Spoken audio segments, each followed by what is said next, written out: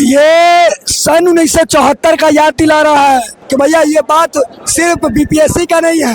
अरे भैया जो खुद पढ़ाई नहीं जानता, हम तो नाम नहीं बोलेंगे, फिर भी आप नाम खुद ही बोल दिए है, वो खुद ना हुआ फेल है। क्वेश्चन पेपर लीक होता है तो बीपीएससी बहुत बड़ा लेवल का एग्जाम है। यहाँ जी। पर जो कांस्टेबल का एग्जाम होता है जी। उसका भी पेपर लीक हो जाता है। महात्मा गांधी मैदान में आए हुए जी, महात्मा गांधी जी की मूर्ति के नीचे यहाँ पर सुबह में पुलिस आने नहीं देती थी स्टूडेंट को, चाहे कोई भी मीडिया वाले को। लेकिन जब से हिमांशु सर आए हैं तब से एक युवाओं में जोश जग गया था।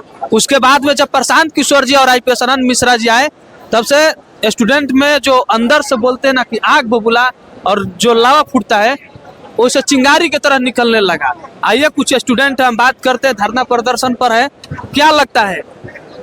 ये सन 1974 का याद दिला रहा है। उस वक्त जिस तरह सारे बिहार के छात्र एकजुट हुए थे, आज वही वो दिन है कि सभी छात्र एकजुट हो गए। यहाँ कोई दल नहीं है, सारे दल अलग अलग थे, लेकिन अब सबको एकजुट होना पड़ा है। क्यों? क्योंकि सबका एक ही मांग है, री एग्जाम। भैया एक हमारा मित्र, एक लड़का छात्र सोनू यादव सुसाइड कर लिया। क्यों? क्योंकि उसको पता है कि ये जो व्यवस्था है बीपीएससी आयोग का व्यवस्था है, उनके कारण आज हमारा लड़का नहीं रहा हम लोग के बीच में, कोई देखने सुनने वाला नहीं है। पेपर लीक हो रहा है, अरे 5-5 साल 6-6 साल समय बीत जा रहा है। वो लड़का का भैया आयु भी जा रहा है, समाज में जाएगा तो समाज में बदनामी होता है। दूसरा लड़का निकल जाएगा जिसका पेपर लीक है, घर बैठ के लिख लेगा, और जो मेहनत कर रहा है वो तो छट जाएगा। तो ये सब व्यवस्था बदलना चाहिए, सबका री एग्जाम हो और सही एग्जाम हो, ये हमारा मांग है। भैया इस बार बिहार अस्मिता और सम्मान का बात है। एक यही एग्जाम था कि जो पूरे भारत में परचम लहराता है, यूपीएससी और बीपीएससी। हमारा बिहार का शिक्षा व्यवस्था इतना खराब है, कहीं भी जाइए गरियाता है। और इस भी एग्जाम में, यूपीएससी और बीपीएससी का एग्जाम में अगर इस तरह का व्यवस्था होगा तो हमारा अस्मिता और सम्मान कहाँ जाएगा? तो इसको सही करना बहुत जरूरी है। और हम लोग का मांग है, हम सब के गार्जियन माननीय मुख्यमंत्री साहब से एक बार मिले, छात्रों का मांग पूरा करे और री एग्जाम दोबारा करवाए। री एग्जाम होना चाहिए सबके लिए, नहीं तो भैया व्यवस्था गड़बड़ा जाएगा हमारा। हम लोग सभी लोग आज मार्च में जाएंगे और मुख्यमंत्री आवास पे घेराबंदी करेंगे। मुख्यमंत्री साहब तो दिल्ली चले गए। अरे गए हैं, आएंगे ना, डेरा तो उनका वही है कि यहाँ है, वो आएंगे ना। फ्लाइट से कितना लगेगा? शाम में 2 घंटा 3 घंटा आएंगे तब तक। अरे 12 दिन से है भैया, 12 दिन से है, 11 दिन पे गर्दनी भागे, 12वां दिन यहाँ है। आप बोले कि एक लड़का सोनू यादव का मौत हो गया है, सुसाइड कर लिया। आए यही प्रतिपक्ष का विपक्ष का एक नेता है तेजस्वी यादव, जो कि वो भी यादव है, सोनू यादव भी यादव है, तो क्या उस पर एक्शन नहीं लिए? अरे भैया जो खुद पढ़ाई नहीं जानता, हम तो नाम नहीं बोलेंगे, फिर भी आप नाम खुद ही बोल दिए है, वो खुद ना हुआ फेल है, उसको नहीं 9 पास है। चलिए 9 पास है, आप बोलिए ठीक है, मान लिए हम।